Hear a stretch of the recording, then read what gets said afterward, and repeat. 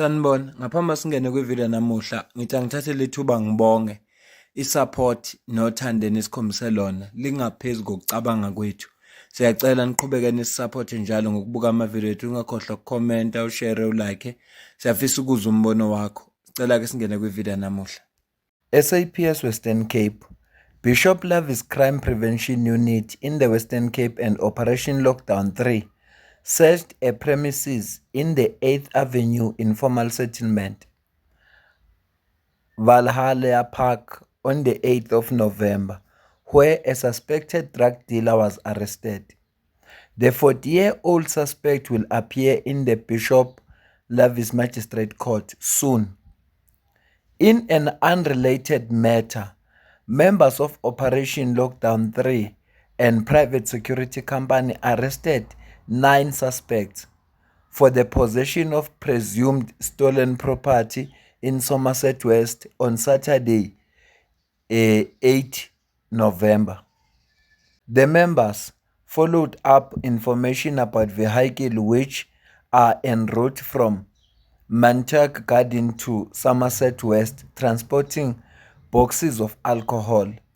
The vehicles were followed to the storage facility where the suspects were arrested.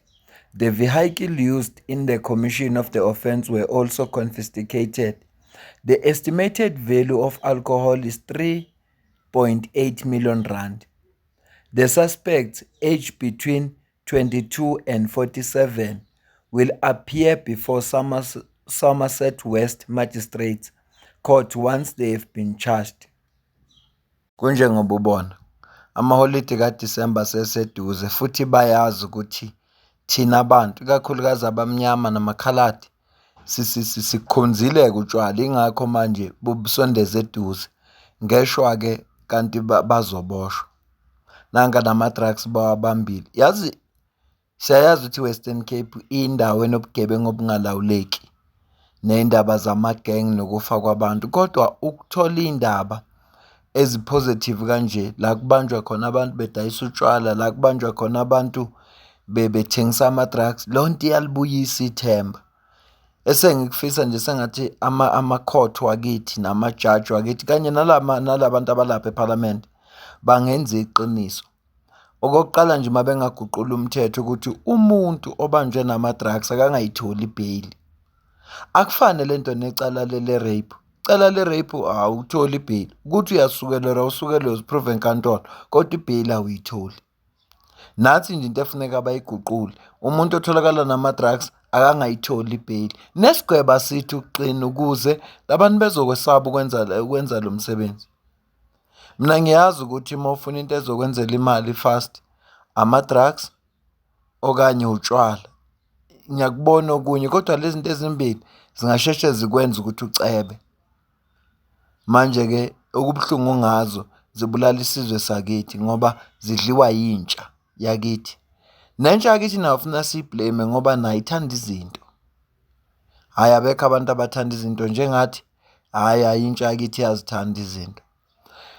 uXolani Khumalo lo wesizokuthola angithi uyi-mayoral candidate for indawo yaseGruleni under i-Action SA.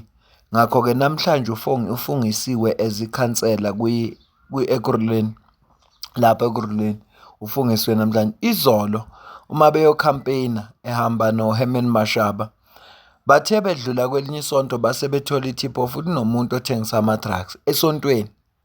Hhayi yazi le nto angiyikholwanga uma ngiqala ukizwa kuthi kanti sesiphila kanjani ukuthi abantu bangasuka bayokwenza ubugebengu esontweni.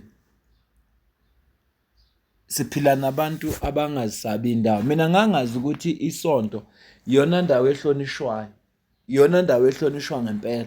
Ngisho umuntu ephethe isibhamu angikholwa ukuthi uqala ubengangena kalula nje nesibhamu esontweni. Hhayi namhlanje amakholwa asonto anazo ibhamu eziphethe. Ngikusho lokhu ngoba ngake ngezwe isitori, angazi noma siyiqiniso na, ukuthi kwafika amadoda ahlasela isonto, angazi noma kwakugudi noma kwakuyini, afuna imali yeminikelo anikezwe. Ukhona nje umuntu ophila kahle ongakwazi ukuhlasela isonto. Nalana-ke sizokucaphunela ivideo la achaza khona ngomuntu obanjiwe ethengisa ama-drugs esontweni. eMzansi sila e109 eThwata Ward 109 this business campaign, and then church members was approached wasithola ukuthi there's someone who's selling drugs eSontweni. So we were assisted by the law enforcement amajita we-POP. They assisted us. We were able to apprehend the drug dealer. So this is sad because of siwumphakathi la South Africa, ngazi why kumele sibulalane sisodwa. Young girls are drugged by lama drugs abawathengisa la kulo mfana lo owathengisa eSontweni, and manje sisabaphuthelisela esibhedlela ukuthi bakwazi ukuyothola usizo because of abanye baya-react and they are just not okay. So sibayisa esibhedlela ukuthi bathole usizo, and just know ukuthi we have the best interest at heart eyoMzansi. Sivoteleni i-Action SA manje ngisawuncipha umphakathi bafethu. This is what I do and this is what we know me for. Yenzeke emphakathini esiphila kuyo, abantu abathengisa ama-drugs siyabazi, kodwa ngenxa yokuthi amaphoyisa siyawabona ezokoleka imali kubo labantu, kunzima ukuthi ungathi uyobikela amaphoyisa. Kodwa into engicabanga ukuthi yenzekile, abantu baseThwathwa bathe uma bebona uXolani bavele bambikela ngoba bayamazi ukuthi bayambona futhi kuma-screens wabo ngama-Sunday elwa nama-drugs. Kunanga umuntu ethengisa ama-drugs la eSontweni, uyabona nje la mantombazana aseqiqingiwe ngapha aphunyiswe esibhedlela ngoba aya-react. Ngizwe ngoHerman Mashaba ethi ngathi lo muntu bewaphekile wafaka kumakhekhe ukuthi bekunhlobo bani noma bewapheka, akuthi angiyazi phela lento enziwa kanjani. Kodwa ngiyacabanga ukuthi bona bebethenga amakhekhe badle kanti ayisidakamizwa.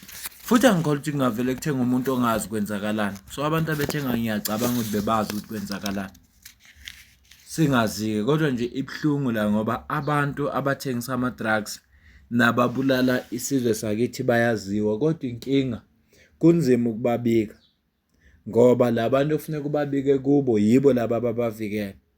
So njengoba ngishilo ukuthi uXolani izolo bebeyo-campaign for i-Action SA, beyotshela abantu ukuthi ngonyaka ozayo uma sekufika ama-local government elections abavotela uXolani as imeya yase-Ekurhuleni ngoba uyena umuntu abamqokile ezoba i-mayoral candidate yabo. Ilokho-ke base-ke badibana nale nkinga. Mina ngiyafisa sengathi kungenziwa uhlelo lokwazi ukuboshwa kwalabantu laba abashushumbisa ama-drugs. Futhi uhulumeni enza uhlelo ukuthi akabakhokhele abantu abazompimpa labantu ukuze nabantu bezokhuthala bavikeleke. Kuthiwa ungampimpa umuntu uma etholakala nje ama-drugs kuye bese uyakhokhelwa, hhayi kungakuhle kabi ngoba bangaphunguka.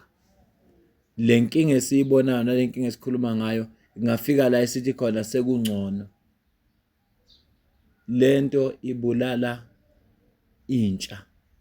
Uma ufuna ukubulala isizwe, ufuna ukubulala ikhaya, ufuna ukubulala intsha yakhona, usuke uqedile. Uma ufuna ukubulala noma yisiphi isizwe noma yiliphi ikhaya, ufuna ukubulala intsha yakhona, usuke uqedile ngaleso sizwe. Isona-ke simo esibhekane naso la kwi-South Africa yethu ekhululekileyo. Angiyibambe le video, ngiyacela ukuze ukuphawula kwakho la comment section. Ngalo kwalokho mina nawe sidibane kwivideo elandelayo. Ngiyabonga.